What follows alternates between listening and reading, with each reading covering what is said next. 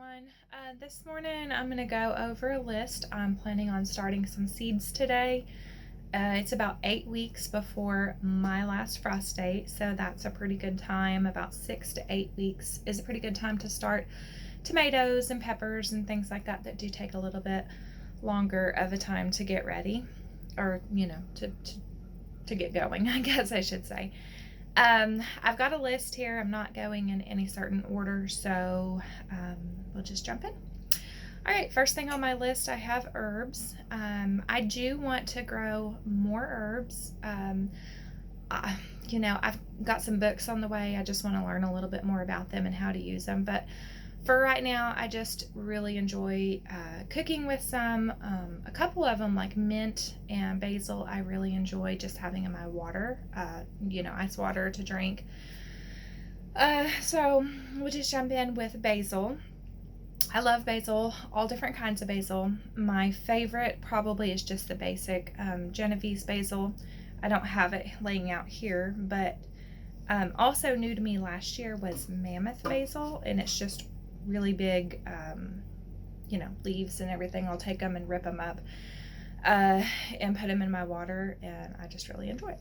They're big enough that you could definitely use it for lettuce or something if that's something you would enjoy, or just chop them up and toss them in your spaghetti sauce or however you like to use it. Going along with herbs is greens. Let's see. Okay, so we've got butter crunch lettuce, which is really nice. It's just a little compact lettuce, and it's just really good. It's crunchy, but not too crunchy. I don't know. It's just good. We enjoy it. Okay, so the next one, I've got tennis ball lettuce. I actually have not grown this one. I don't know if you guys can see it or not, but they're supposed to be just little tiny one-person, heads of lettuce, and nobody else in my family except for my daughter really eats a whole lot of lettuce. So if I get out a whole head and chop it up for tacos or something like that, then a lot of it goes to waste. So I was thinking that would be perfect for us, and just be perfect for a meal. Okay, so the next thing I've got is kale. Just blue curled Scotch kale. I really enjoy it. I will eat kale raw in a salad. I don't much care for it cooked, but I do like to juice it. I definitely grow more than I need. A lot of times I'll buy those little $1 microgreen packages from the dollar store. I don't know if you've seen them. Anyway, and I'll just kind of throw them out over a bed here close to the house, and I'll let it just kind of go crazy. The microgreens will grow into full-size plants if you'll let them, and so I just let it grow. I don't weed it. I don't do anything to it. And then I'll just come out and I'll snip some every day, and I'll give it to my rabbits. They really enjoy the treat, and it's cheap. You get a whole lot for $1, I think. So that's really awesome. Okay, radishes. I'm going to be honest here. I think radishes are beautiful, but I really don't care for them taste-wise. I've tried to roast them. I've tried to pickle them. I don't really know what else to do with them, but the most mild radish that I have found that I do enjoy is the French breakfast radish. It grows in about 30 days, so I will grow some. I give some away.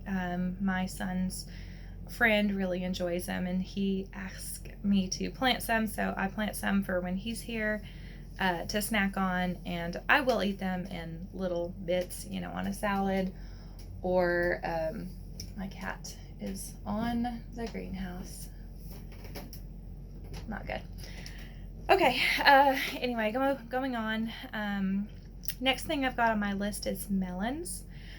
I don't really do a whole lot with melons because we have such hard clay soil that they just don't do very well. They need like a sandy, loose, well-watered soil, and we just don't have that. So if I do plant them, they really struggle. They just look pitiful, and they never really, do very good. However, I have planted these little Kajari melons. I don't think I have the package here, but They're kind of an orange striped personal size melon. You know, probably maybe about, I don't know, that big or so. Anyway, they smell so good when they're getting ripe. You can walk outside past the bed they're growing in, and they just, you know, smell amazing. They do, they do taste, to me, very similar to a cantaloupe. I like cantaloupe. You may not. You know, if you don't, then you may not like them. But they are really nice just to have, you know, a personal size melon. Maybe for kids, or, you know, if you just don't want to put it back in the fridge and save it so you can finish it in one setting. So, oh, okay. So next, I've got broccoli on my list. I really like broccoli. It does okay for me here. There's all different kinds. You know, I've tried to grow some, and I will continue to try to grow some, but the most luck that I've had is just with this Waltham 29 broccoli. It does well. It's a good size. You know, I don't really know what else to say about that. It's good.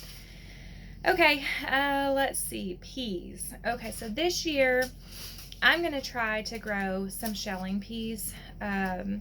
I realize it's a lot of work and a lot of planting space for something that I'm probably not going to get a whole lot of harvest on. My daughter just loves peas, and she won't eat the shell, even for like a sugar snap pea. She just doesn't. She opens it up and eats the little peas out of the center. So anyway, so I ordered this ginormous bag of Green Arrow pea seeds. It doesn't have a picture, but it's a ½ pound, so we should be able to plant all that we want. Anyway, so we're going to try that. It's a little bit too early to plant anything else, and peas can go ahead and go in the garden. So, you know, I won't be taking space from anything else, but by the time that it's getting too hot and they won't do well, then we should have, you know, it'll be time to plant green beans. So, also, I have these Magnolia tendril peas. I have the package somewhere, but I'm not sure where it's at. Anyway, they get these little curly-Q things on them. You can eat the whole pod. The only thing I've noticed on these peas is that they just, they grow straight up. So if you try to grow them on an arched cattle panel or any kind of arched trellis, they won't grip to it and go over. They just go straight up. But they did really well for me last year. They tasted good. They were beautiful. They have purple flowers, so that was kind of nice. Anyway, so that's what I'm going to do for those. We also have some King Tut peas, which have purple pods. And let's see, I'm not seeing them here, but they also did really well. And the pods were okay on those as well. All right, so flowers.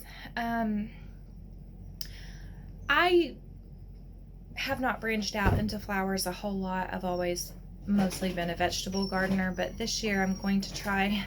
My pup really wants in the greenhouse. Sorry about that. I love zinnias. They are so easy to grow. You just drop the seeds in. They do really well, you know, planting from seeds. Also, sunflowers. So far, I have only planted mostly mammoth sunflowers, and they do really well in the clay soil. I'm kind of limited on things that I can grow, and anyway, they do well for me. Also, marigolds. I love marigolds. They are supposed to have some pest repelling properties. I haven't noticed a whole lot of that, but they're beautiful. They smell good. They do really well, so I'll continue to plant them. All right, so ground cherries. Ground cherries are something a little bit different. They look like little mini tomatillos, and they come in a husk. They are very small, you know, little bitty things. Very seedy, similar in texture to a tomato. Gosh, I don't know. They're really good. I enjoy them. They're fruity. They're definitely not for everyone. I've noticed that people either really like them or really don't like them. So So far I've made jelly with them, and that's been really good. It does have seeds, so I guess more of a jam. Um, they are a tiny, maybe not a tiny, they are kind of invasive. So wherever you plant them, make sure that you either get them all picked up off the ground. They drop off the plant and fall into the ground when they're ready. Make sure you get them all picked up, or plant them somewhere you don't mind if they come back every year, because they will really readily reseed themselves. I've got a bed and I planted 3 maybe the first year. We really liked them. We went out there every day, and they just just trying to find some, and so excited. And then the next year I didn't plant any, but I didn't need to, because we had hundreds pop up in that bed. That raised bed is now the ground cherry bed. I don't even try to plant anything else in there, so that's what it is. But it's good. We enjoy them. So if you're going to have an invasive plant, you might as well enjoy it, right? All right, so cucumbers.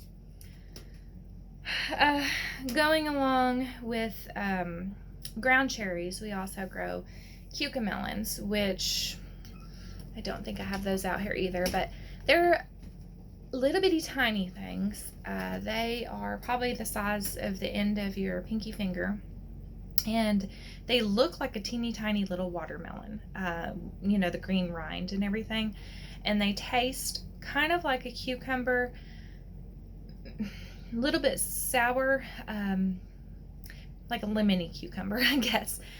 Very crunchy. The rind is kind of hard. I like to eat them when they're smaller. They don't get very big at all, but the smaller you eat them, I think the better.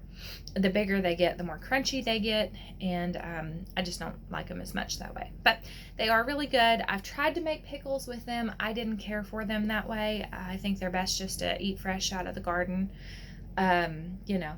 Just give them a shot.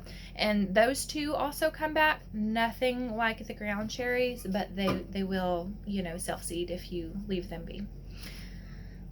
Alrighty, next up I've got okra, and I actually don't have any okra out here either.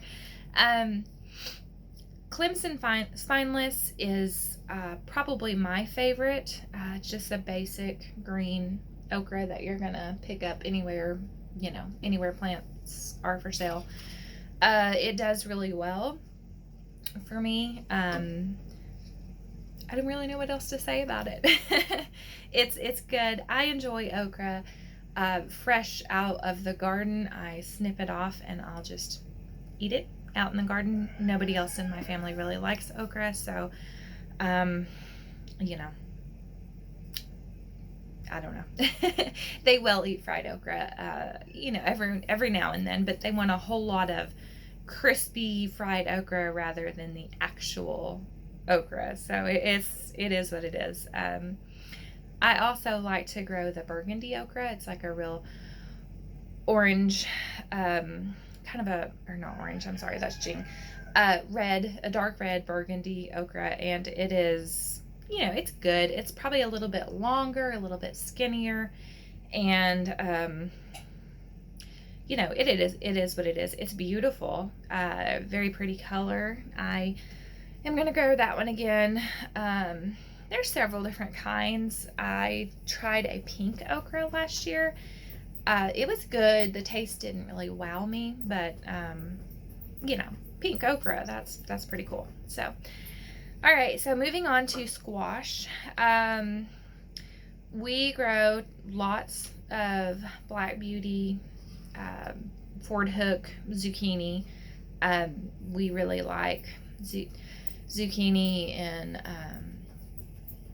of course, zucchini bread. I like it just fried up, not even like breaded, just kind of tossed in a skillet with some butter, oil, whatever you have, and cook it up that way. We've tried kind of like zucchini cakes. You shred it, mix it with some egg and flour and things like that, and mix it up and kind of fry it up, and it's really good that way. My mom has actually used straight neck, just basic yellow squash, and she will cook it, I think boil it just a little while until it softens, and then she'll actually mix it up with some apple pie seasoning and put it into a pie. And you can tell the difference. The texture is obviously different than apples, but I mean, for turning squash into a dessert, it's really good. So that's something kind of interesting. I also grow a Kokuzi squash. That's new to me in the last 2 years, I think, and I do have that one here. So it's these really long, it's actually a gourd, but you pick it young, and it tastes like a really mild squash. It doesn't have a real, squashy flavor. It basically just takes on the taste of whatever you cook it with. They are supposed to be a little bit more resistant to squash bugs. So if that's a problem for you, you might want to look into that. Let's see. All right, celery. So we actually don't eat much celery, but what I do with it is I will dehydrate it and grind it up in a blender, do half ground up celery and half salt, and that is what we use for celery salt. So I don't have the package out here, but just the basic Utah celery. It's just green, big, does really well. Extremely cold hardy. Sometimes if we don't get a super bad frost, it will go through the winter. But also, just because I like different and interesting things, I have some pink celery. I have noticed that this one doesn't get as big. The stalks stay pretty small. But it is really nice to have. It's usually still going strong about, Thanksgiving. So if you enjoy stuffing and if you make your own, it's really nice just to go out to your raised beds or wherever and just, pick your own celery. How cool is that? This year I'm also trying a white celery, so I guess it looks a little funny, but anyway, so I just thought it was pretty, and we'll see how that one does. Celery, I don't think most people think to grow it, but it's been very easy. The seeds are just ridiculously small, but they they all sprout. It sprouts really well for me. It does well, grows well, doesn't need any attention. I haven't noticed any pest, and if you use it at all, I say grow it. Okay, let's see, peppers. All right. So we actually don't eat a whole lot of peppers. The peppers that I grow are mostly for salsa. So, of course, you need just a basic bell pepper. This one I've had really good luck with, just a bullnose bell pepper. Of course, the longer you leave it on the vine, they'll turn red. Nothing really exciting about those. This year, I'm going to try a Sweet Carnival blend, and they turn all different colors, which I think will be very pretty. Let's see. Okay, so I'm not even going to try to pronounce this name, but these peppers are really pretty. I think they're supposed to be similar to a bell pepper, but it says on the back that they were introduced before 1816, and the peppers grow from 6 to 7 inches long. Cone-shaped peppers, perfect for frying in salads, sweet and flavorful, and reported to be disease-resistant. So anyway, this one's a new one for me. I'm going to try it this year, and hopefully it will be good. Okay, so I don't have any jalapenos, but I don't have any out to show you, but I really enjoy colorful salsas. So here I've got a pumpkin spice jalapeno, which is kind of cool. I believe I have the lemon spice. Yep, here it is. Lemon spice jalapeno, so that's kind of neat. Of course, I grow green ones. Last year I grew a purple one that, when the sun hits things that are supposed to be really dark, they turn almost black. So those jalapenos were really cool looking. I don't have the package, but I do have some purple jalapenos as well. Okay, so we grew these last year, and they're Sugar Rush peach peppers.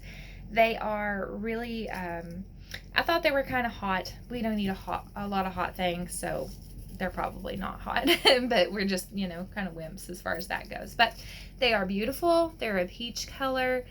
They were really good. They're just, you know, kind of neat. I enjoyed them. Really good in salsa. Banana peppers, just a basic banana pepper.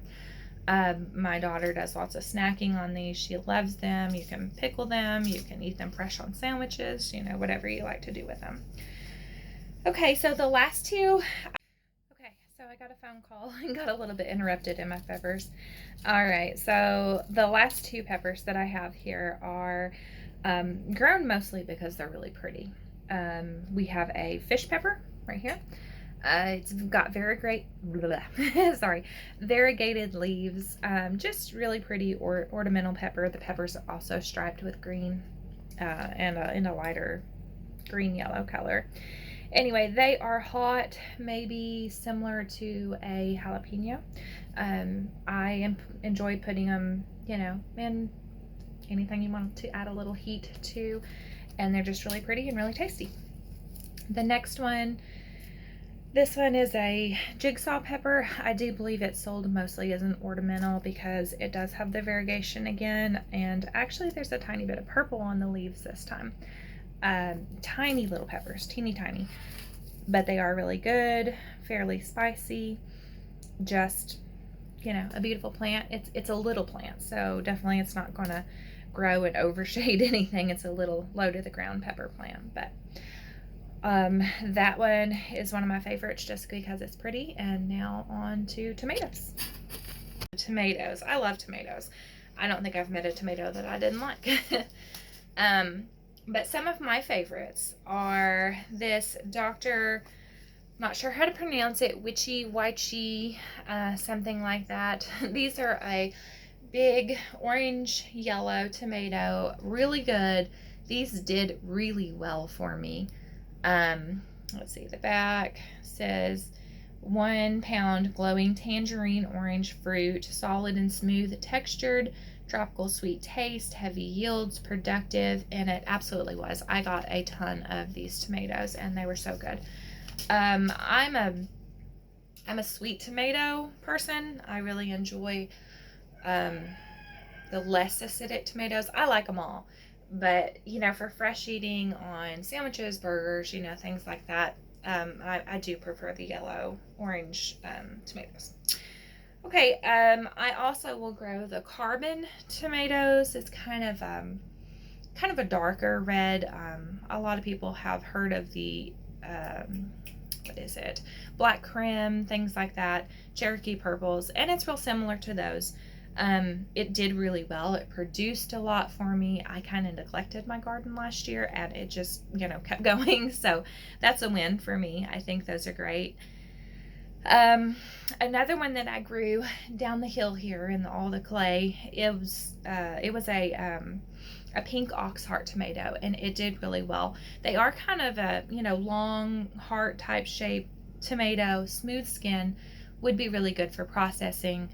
I don't grow a specific paste tomato. Usually I probably will this year, but I use all of my tomatoes for my salsa. I just chunk them all in. It's all different colors.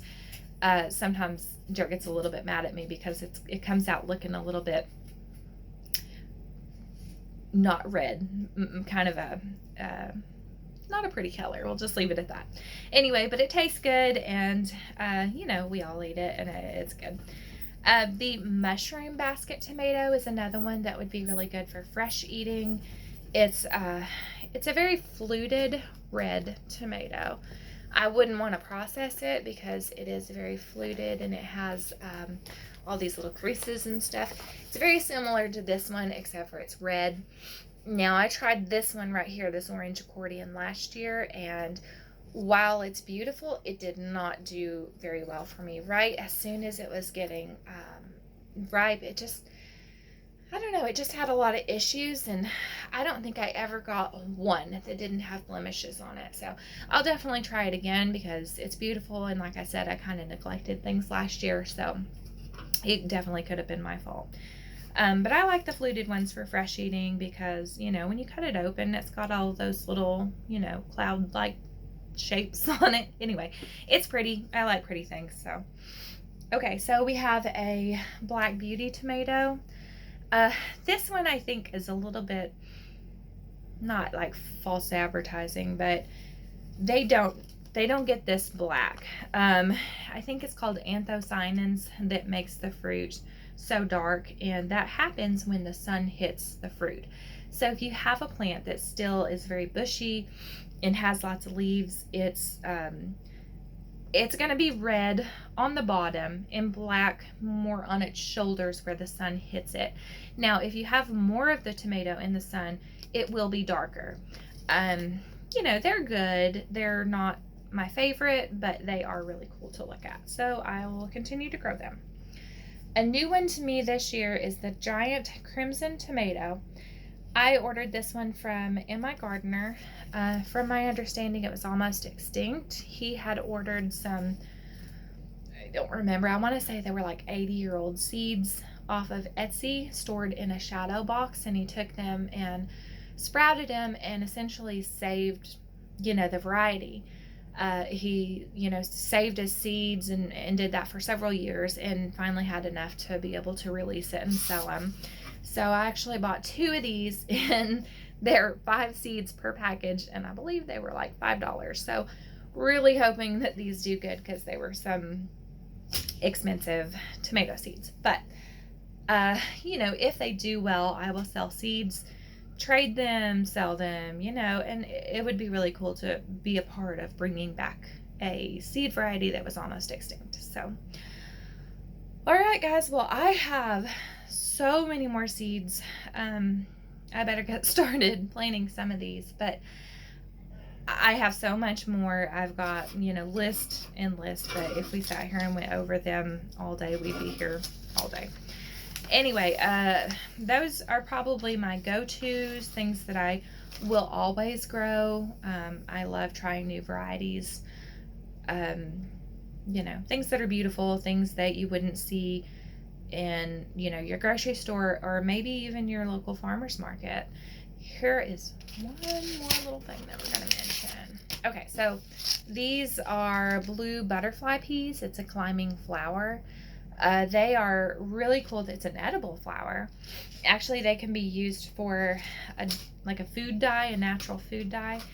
I didn't try it last year, but supposedly if you drop them into water and it's all blue and pretty, and then you put a drop of lemon juice, it turns bright pink. That's pretty cool. So it's supposed to have a lot of health benefits. I need to read up on those so I kind of know, but I did grow them. I tried them. I tasted them last year. It's an edible flower. They didn't really taste like anything to me. It would be beautiful to add, on top of a salad, or, kids are kind of wowed by plants that you can eat, or at least I was as a kid. Maybe that's kind of weird, but anyway, it's always cool to just pick things out of the garden and eat it. So I'll continue to grow those. They are beautiful over a cattle panel. They do, climate well and trellis well.